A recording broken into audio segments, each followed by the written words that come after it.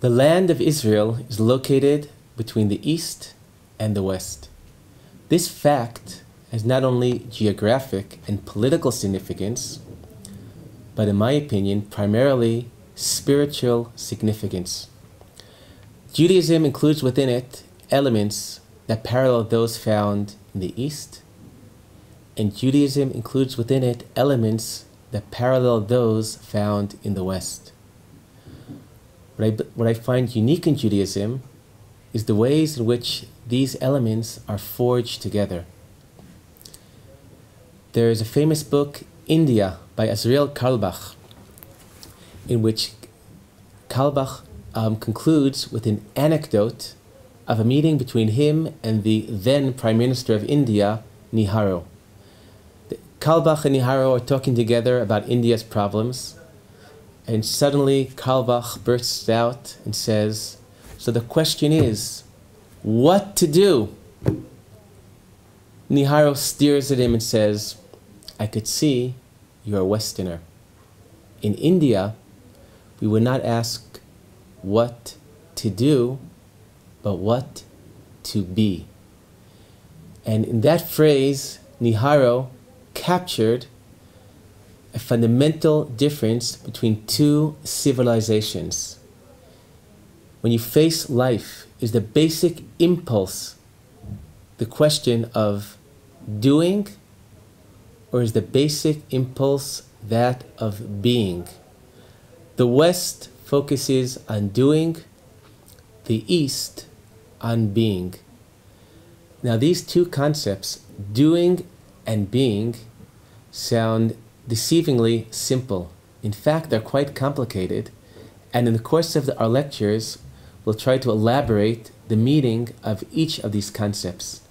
But for now, I'll try to define doing relates to trying to change the face of reality. Doing is an impulse which is primarily external to the person, that he focuses on that which is outside of him. Being focuses on accepting the face of reality, finding your place within reality. Being focuses not on that which is outside of you, but on that which is inside of you. There's, in the first Parsha of the Torah, Parshat Bereshit, the story of creation is told twice. In fact, there are significant differences between the two accounts of the creation of the world in Parshat Bereshit. Many have dealt with the on the disparity between the parshiot and the redundancy. Many see that the reason why the story is told twice relates to the complexity of reality and the need to see reality from different vantage points. One famous approach is that of Soloveitchik in The Lonely Man of Faith. However, the major question is, what does each story tell us about reality? I would like to posit that the difference between the two accounts of creation reflect the difference between the two worldviews, that of the East and that of the West. The first story focuses on doing, the second story on being. In the first story, man is created B'Tselem Elohim, in the image of God, and his purpose in the world is to conquer the world, to master the world, to fill the world. Whereas in the second story, man lives in Gan Eden, the Garden of Eden, lives in harmony with life and nature. The male-female relationships could highlight the difference between these two stories. In the first story, it's all about doing, being fruitful and multiplying and filling the earth. Whereas in the second story, it's about being. In the Hebrew, lo tov heyot adam lavado. It is not good to be alone. In the first story, the two become many. In the second story, the two become one. The duality between doing and being is reflected also in the Jewish week.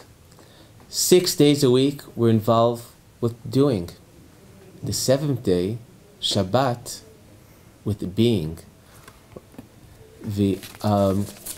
Or as the pasuk tells us in Hebrew, Sheshet yamim tavod vasita kol melachtecha.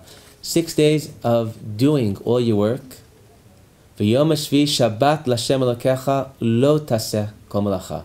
The seventh day, the day of being, has to do with not doing. But this leads us to the question: Are doing and being mutually exclusive? Must our life be dualistic? Times for doing and times for being? Rav Kook, based on a medrash in this week's parsha, gives a remarkable answer to teach us how to forge the doing with the being. The medrash tells us about Chet Ha'aretz, the sin of the land. An ideal world would be a world in which Tam Ha'etz Ketam Ha'pri, the taste of the tree is like that of the fruit. The imperfect world we live in, Tam Ha'etz Eino Ketam Ha'pri, the taste of the tree is not like the taste of the fruit. Rav Kook understands this medrash as an allegory about life. In life, there's the means and there are the ends. The means is like the tree, and the ends is the fruit of the tree. The dualistic aspect of life is the means is something necessary to get to that which is of value, which is the end. But the means lacks any value and worth of its own. This is the state of reality of lo tam ha'etz ketam ha'pri, the lack of tam, of taste, of value to the tree, to the means, to the way to, and all value is seen only in the end. In the ideal world, we would see value, validation, meaning and significance not only in the end, the purpose, but in the way to get there as well. And to illustrate this idea, mention an anecdote in the book Tom Sawyer, in which Aunt Polly wants to punish Tom. Aunt Polly would like her fence to be painted, but for that to be done, somebody has to paint it.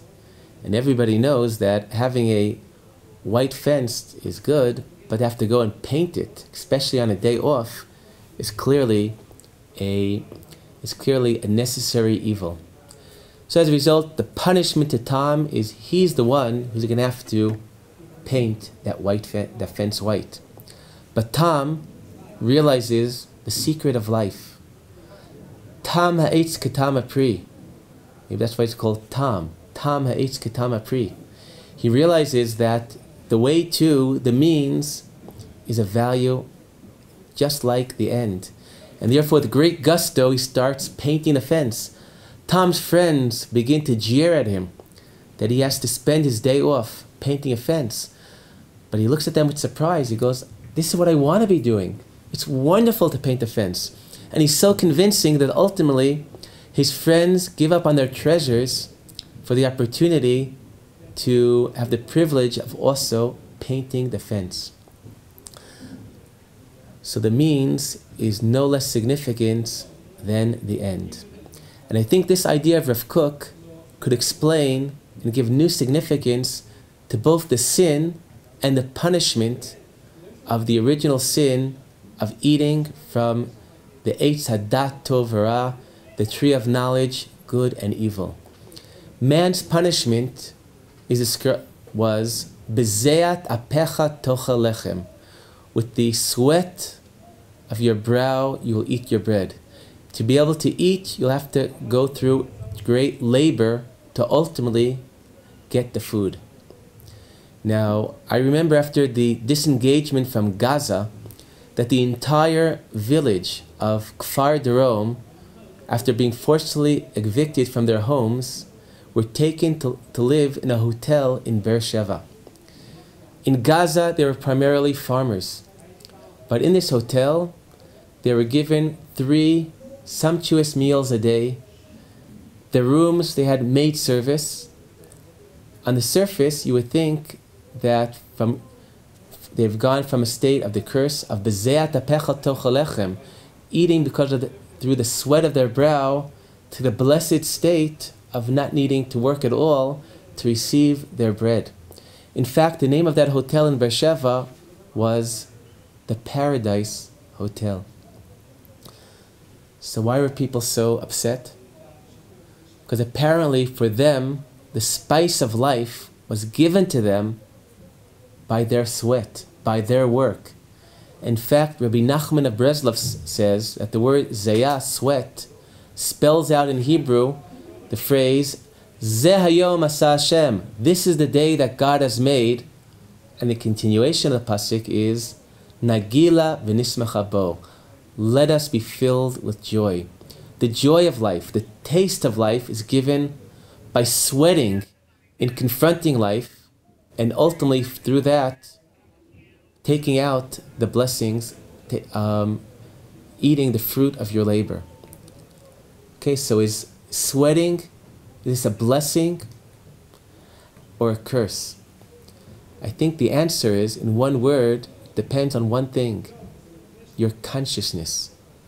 I think the fruit, in English, the Eitz Hadat is often translated as the tree of knowledge, but I would translate it as the tree of consciousness. And what consciousness? The consciousness of Tov V'Ra, of good and evil. But before the sin, it's not that man would not have to sweat to achieve his bread, but the man would sweat, but he would see that as a blessing. The curse brought about a change in consciousness, that people divided life between good things and bad things. The means, working, is bad. The end, eating bread, is good. That's the sin, and that's the punishment. In the ideal state of life, we would eat not from the Eitz Hadat Tov V'Ra, but from the tree of life, Eitz HaChaim. He who eats from the Eitz HaChaim realizes that all of life is a blessing. And not only on the fruit, but also on the sweat, he will say, Zeh hayom asa Hashem nagila v'nismecha bo. This is the day that God has made. Let us rejoice. Shabbat Shalom.